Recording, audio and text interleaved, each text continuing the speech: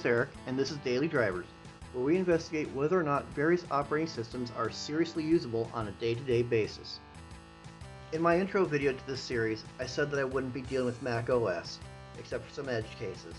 Well, just like with Windows, I still feel the need to do a video covering modern macOS, mostly for comparison to older versions and other operating systems. I doubt anyone needs macOS explained to them. It's Apple's flagship OS. It's the default OS for all Apple-branded desktops and laptops, and it's the basis for all of their other OSs, including, well, pretty much any Apple product that ends with OS. It could probably be considered the definitive graphical operating system. It was released at a time when the interfaces for most OSs were plain text. Modern macOS is based largely on NextStep, which is itself partially derived from BSD, which I'll be covering in an upcoming episode, and its XNU kernel is derived from the Mach kernel. The Unix system that runs things under the hood used to be simultaneously developed and released as the open source Darwin system, but apparently no longer.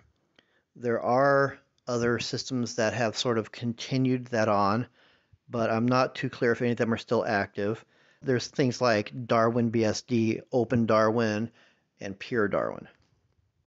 As of this writing, macOS Big Sur version 11 is the current version, specifically 11.5.2, released August 11, 2021. macOS Monterey version 12 was announced on June 7, 2021, with release slated for later this year. Both versions run on Apple's proprietary Apple Silicon processors, specifically the M1, and also Intel x86-64 processors, supporting the last few years of Intel Macs. I'm unsure what happens if you try to run macOS on an AMD machine, and I don't particularly feel like trying it out right now, but I expect it would fail.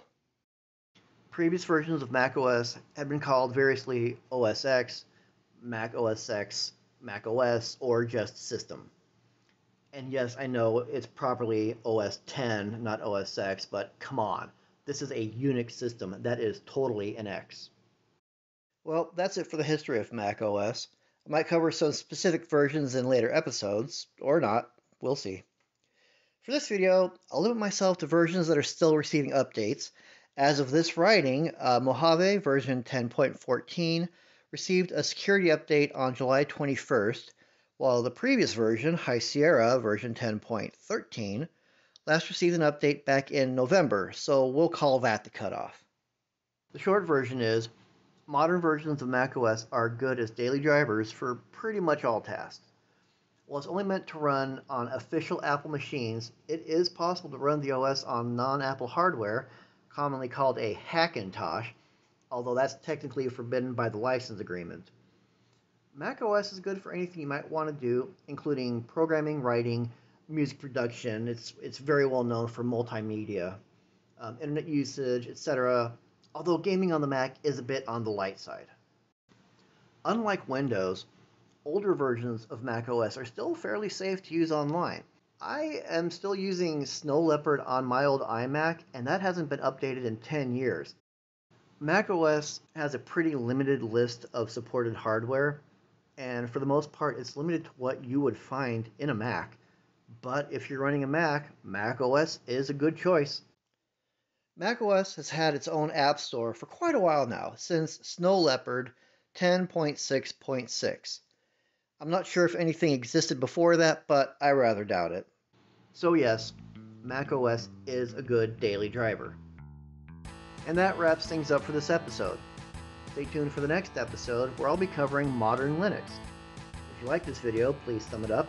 If you didn't, well, that's just too bad. If you have any questions, leave them in the comments section, and I'll get around to answering them eventually, I swear. I'm always interested in suggestions on what OSs to cover. If you want to see me cover a particular OS, leave your suggestion in the comments section, and I'll see what I can do. My name is Eric, and thanks for watching this episode of Daily Drivers.